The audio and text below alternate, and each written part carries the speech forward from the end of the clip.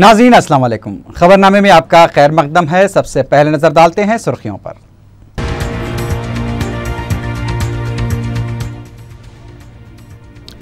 Council के सदरनशीन के ओहदे पर मुकाबला करने तेलंगाना कांग्रेस का फैसला, फारूक हुसैन को उम्मीदवार बनाने का ऐलान। मुसलमानों को तहफ़्फ़ुज़ात के कट्टर मुखालिफ एडवोकेट रामाकृष्णा रेड्डी को एडवोकेट जनरल बनाने के फैसले पर मोहम्मद अली शब्बीर की तनकीद।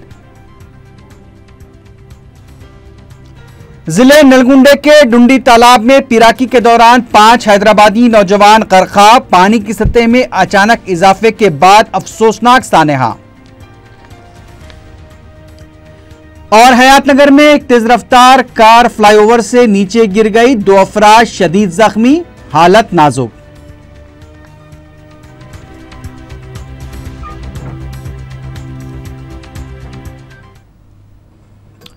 सुर्खियां आपने देखी है, बढ़ते हैं खबरों की तफसील की जानिब।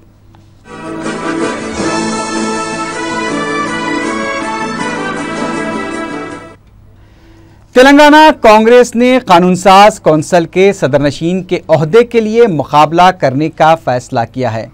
गांधी भवन में पीर को तेलंगाना कांग्रेस के अरकान कौंसल का इजलास मुनक्किद हुआ, जिसमें कौंसल के सदरनशीन के इंतखाब में हिस्सा लेने के मसले पर तबादला ख्याल किया गया। बाद में मीडिया से बात करते हुए कानूनसाज कौंसल में कायदे अपोजिशन डी श्रीनिवास ने कहा कि वो कानून साज कौंसल के सदरनशीन के इंतखाब को इतनी अहमियत देने की ज़रूरत नहीं समझते। हुकूमत इस सिलसिले में जल्दबाजी का मुजाहरा कर रही है। डी श्रीनिवास ने दावा किया कि कौंसिल में कांग्रेस को अददी बरतरी हासिल है। ताहम इस दौरान ये इत्तला मिली है कि 4 शंबे की सुबह 11 बजे कौंसिल का इजलास होगा। इस सिलसिले में असम्बली के सेक्रेटरी सदाराम ने अरकान को मकतूब भी रवाना कर दिया है। अपने मकतूब में उन्होंने इस बात का जिक्र किया है कि 4 शंबे की सुबह 11 बजे कौंसल के सदरनशीन का इंतखाब होगा। इस इंतखाब के सिलसिले में मंगल की सुबह 10:30 बजे से शाम 5 बजे तक दरखास्तें वसूल की जाएंगी। इत्तला मिली है कि कांग्रेस ने कौंसल के सदरनशीन के लिए रुकन कौंसल फारूक हुसैन को अपना उम्मीदवार मुकर्रर किया है, जबकि टीआरएस स्वामी गौड़ को कौंसल के सदरनशीन के लिए अपना उम्मीदवार मुकर्रर कर सकती है। कांग्रेसी कायदीन ने पीर की शाम गवर्नर से भी इस सिलसिले में नुमाइंदगी की है।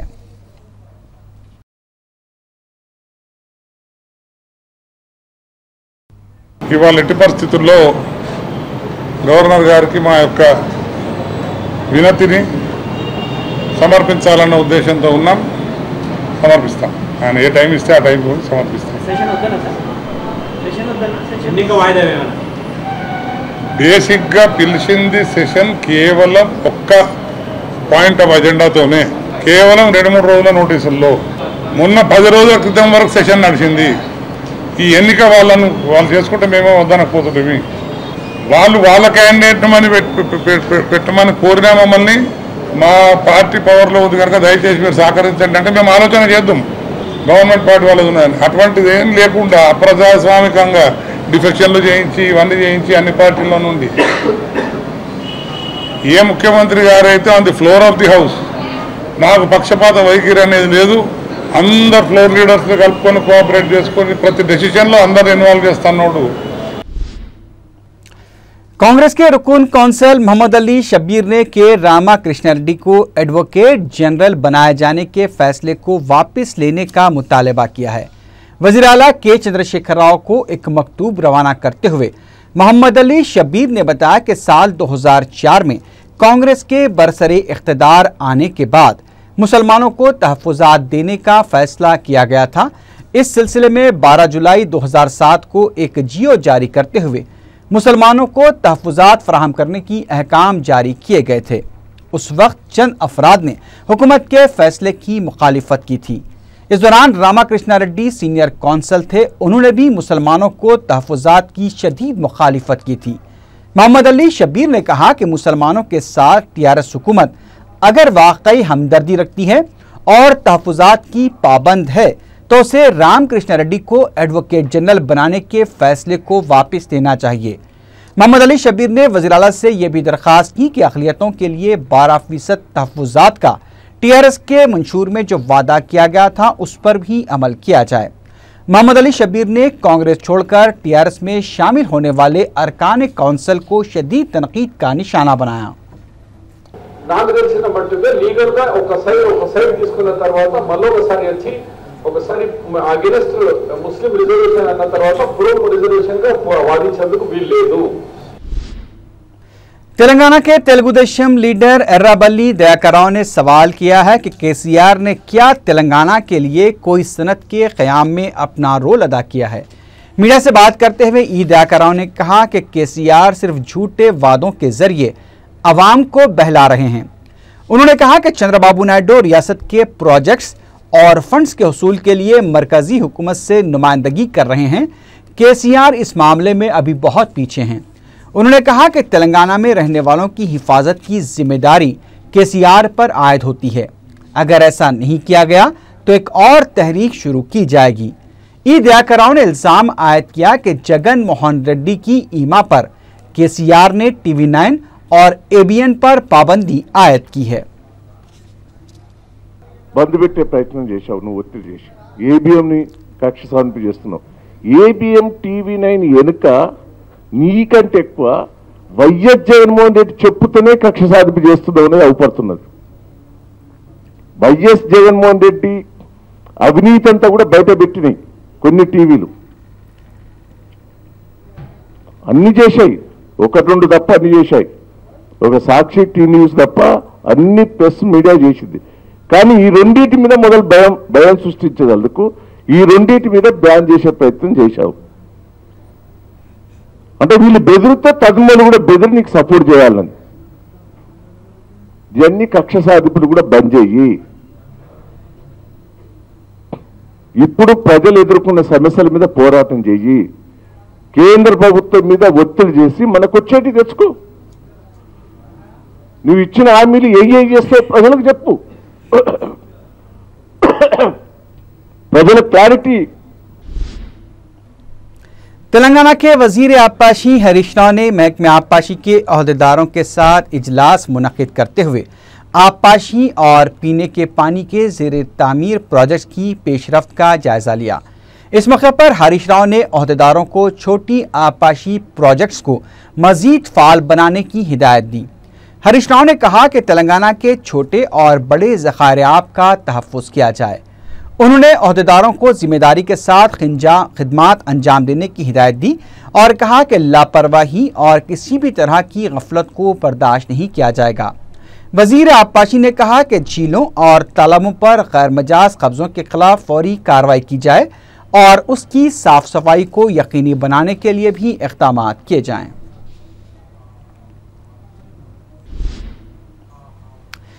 ज़िले नलगुंडे में श्रीसेलम हैदराबाद कौमी शहरा के करीब वाक़ डुंडी ज़खारियाब में तैराकी के दौरान 5 अफराद बशमूल 2 लड़कियां फौत हो गईं। मुतवफ़ियों का ताल्लुक़ हैदराबाद से बताया गया है। उनकी शिनाख्त 30 साला हर्षवर्धन रेड्डी, 25 साला प्रणीत रेड्डी, 23 साला ज्योत्सना और 18 साला देवमणि की हैसियत से की गई है, जबकि उनका साथी 28 साला अनीश रेड्डी भी महलूकीन में शामिल है।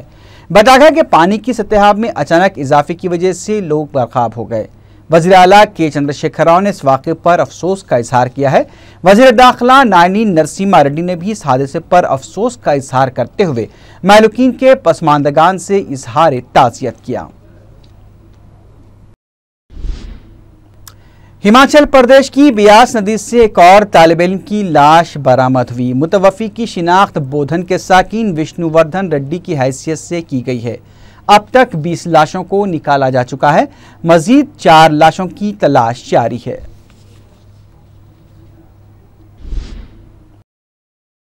जीएचएमसी की जानिब से माधापुर में वाक़े तेलुगु फिल्मों के मशहूर अदाकार नागार्जुना के एन कन्वेंशन सेंटर को नोटिस जारी की गई है। इस नोटिस में कहा गया है कि ये सेंटर मुबैना तौर पर तोमकुंटा झील के हिस्से में तामीर किया गया। इस नोटिस को सेंटर की दीवार पर लगा दिया गया है और जल्द से जल्द इस नोटिस का जवाब देने की हिदायत दी गई है। वाज़ेह है कि 3 दिन पहले ही ग्रेटर हैदराबाद बलदिया के अमले ने इस झील के इलाके का सर्वे किया था। इस सर्वे में रेवेन्यू, लैंड रिकॉर्ड्स और ग्रेटर हैदराबाद के अमले ने हिस्सा लिया था। ज़राए के मुताबिक ये झील 29 एकड़ पर फैली हुई है। इसके एक हिस्से पर नागार्जुना का एन कन्वेंशन हॉल भी तामीर किया गया है। यह भी बताया जाता है कि शिल्पारामम के पार्किंग का इलाका भी झील के तहत आता है।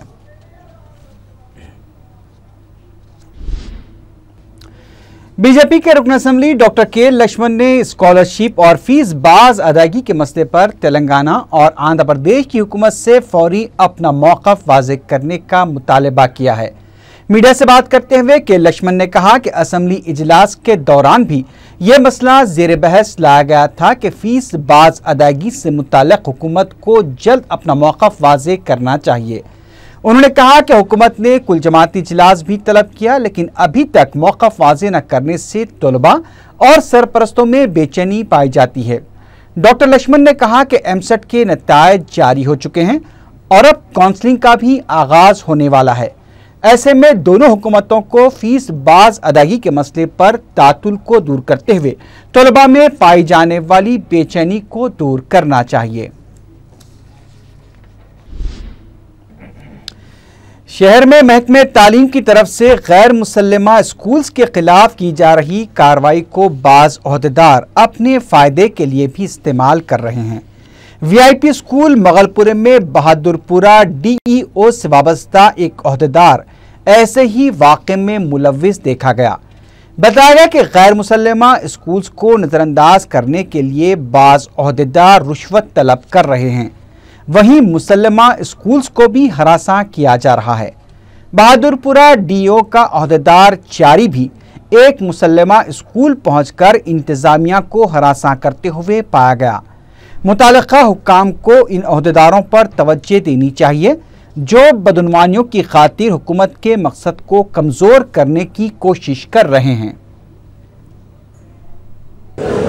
गवर्नमेंट ऑफिशियल्स जो है ना, हमारे डिप्टी डीओ बहादुरपुरा और चारी साहब एजुकेशन डिपार्टमेंट के वीआईपीस इंटरनेशनल स्कूल कैंपस में जो है ना अनऑफिशियली जो है ना एंटर हुए और हमारे जो है ना अथॉरिटी से, प्रिंसिपल से स्कूल का रिकॉग्निशन पूछे।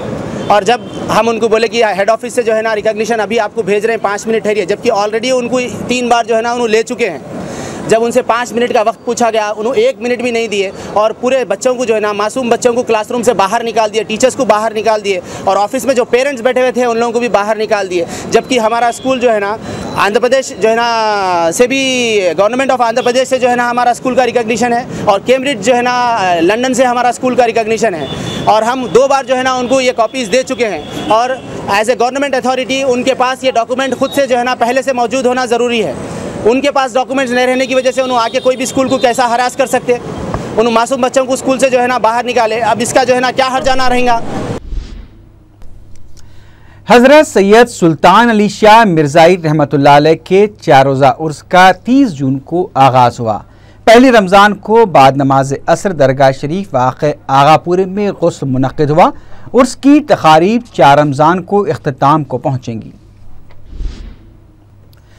माह मुबारक की आमद के मौके पर बरक़ी कुमकुमे लगाने वाला नौजवान इलेक्ट्रिक शॉक लगने की वजह से हलाक हो गया। ये अफसोसनाक वाक़े फ़ातिमा नगर वट्टेपल्ली के इलाके में पेश आया। 19 साला मोहम्मद अकबर खानगी इलेक्ट्रीशियन था। अपने काम के दौरान बरक़ी रोच हो जाने से बरसरे मौका उसकी मौत वाक़ हो गई। रुकन असम्बली चारमीनार सैयद अहमद पाशा खादरी ने मुतालिका रुकन बलदिया के हमरा डीई इलेक्ट्रिकल के दफ्तर नया पुल पर एहतजाज किया। उन्होंने गफलत बरतने वाले बरक़ी ओहदेदारों पर कत्ल का मुकदमा दर्ज करने का मुतालबा किया और महलूक के वर्सा को माकूल एक्स ग्रेशिया देने का मुतालबा किया। ये फातिमा नगर वट्टेपल्ली में कल रात में 9 साढ़े 9 के टाइम पे मोहम्मद अकबर नामी शख्स जो इलेक्ट्रिक शॉर्ट से जिसका इंतकाल हुआ, उसकी बॉडी को दवाखाने से उस्मानिया दवाखाने में मुंतकिल किया गया। पोस्टमार्टम हुआ। इलेक्ट्रिक के इंजीनियर्स को तवज्जो दिलाई गई कि गरीब बच्चा शॉक खा के मर गया और उसके लिए जो मुआवजा दिया जाता है गवर्नमेंट की तरफ से वो जारी किया जाए। 24 घंटे होने के करीब आ रहा है, लेकिन अब तक इलेक्ट्रिक के अहदेदारों को सही तौर पे वाक़े की या हादसे की इत्तला नहीं। इसके ख़िलाफ़ सुप्रीम इंजीनियर से बात करके मैं सख्त एहतजाज किया कि गरीब का बच्चा मरता है तो कोई इत्तला किसी को नहीं देते ऑफिसरों को, और कोई पैसे वाले का मरता है तो पूरे चैनलों पे हंगामा हो जाता है, पूरी सिटी पूरे स्टेट में हंगामा होता है। ये गरीबों की कीमत है। लिहाजा हमारा मुतालबा ये कि फौरी इस बच्चे को एक ज़ेर-ए-शाह दिया जाए। रियासत नगर में हर साल की तरह इस साल भी इफ्तार पार्टी का अहतमाम किया गया, जिसमें कायद मजलिस अकबरुद्दीन ओवैसी ने खुसूसी तौर पर शिरकत की। मुकामी अवाम हर साल रियासत नगर में इस पार्टी का अहतमाम करते हैं, जो इस साल पहली ही तारीख को मुनाकिद की गई। इस मौके पर अकबर ओवैसी के अलावा मजलिसी कॉरपोरेटर्स और कारकुनों की बड़ी तादाद शरीक थी। रुकने बलदिया आसिफ नगर डिवीजन मलिका उन्निसा ने किशन नगर के रहने वालों के साथ महकमे आबरसानी के दफ्तर वाक़े मलकापुर के रूबरू एहतजाजी धरना दिया। मीडिया से बात करते हुए उन्होंने बताया कि गुज़िश्ता 1 महीने से किशन नगर के इलाके में पीने का पानी सरबराह नहीं किया जा रहा है, जिसकी वजह से मकीनों को मुश्किलात का सामना करना पड़ रहा है। महकमे आबरसानी के जनरल मैनेजर ने उन्हें तयक़ुन दिया कि वो 2 हफ्तों के अंदर पाइपलाइन के काम मुकम्मल कर लेंगे और काम मुकम्मल होने तक रोजाना 5 टैंकर से पानी सरबराह किया जाएगा। इस मौके पर नुमाइंदा कॉरपोरेटर ख्वाजा फैयाजुद्दीन भी मौजूद थे।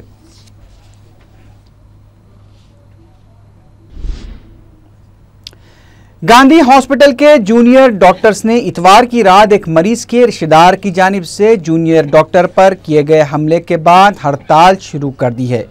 एहतजाजी डॉक्टर्स ने धरना देते हुए जिम्मेदार शख्स के खिलाफ कार्रवाई करने और डॉक्टर्स को तहफ़्फ़ुज़ फराहम करने का मुतालबा करते हुए नारेबाजी की। एमरजेंसी खिदमात को छोड़कर डॉक्टर्स ने तमाम खिदमात का बाइकआउट किया।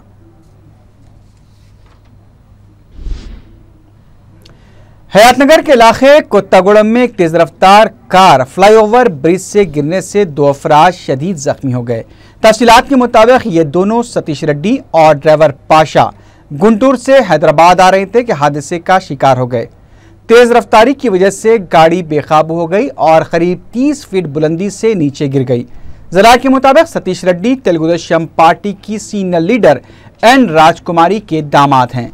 इन दोनों को शदीद जख्मी हालत में हयातनगर के खानगी दवाखाने मुंतकिल किया गया है, जहां पर उनकी हालत नाजुक बताई गई है।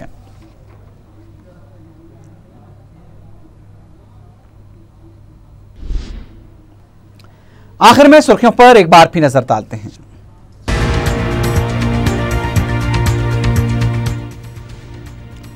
कौंसल के सदरनशीन के ओहदे पर मुकाबला करने तेलंगाना कांग्रेस का फैसला, फारूक हुसैन को उम्मीदवार बनाने का ऐलान। मुसलमानों को तहफ़्फ़ुज़ात के कट्टर मुखालिफ एडवोकेट रामा कृष्णा रेड्डी को एडवोकेट जनरल बनाने के फैसले पर मोहम्मद अली शब्बीर की तनकीद। नलगुंडे के डंडी तालाब में तैराकी के दौरान 5 हैदराबादी करखाब, पानी की सतह में अचानक इजाफे के बाद अफसोसनाक सानेहा। और हयातनगर में एक तेज रफ्तार कार फ्लाईओवर से नीचे गिर गई, 2 अफराद शदीद जख्मी, हालत नाजुक।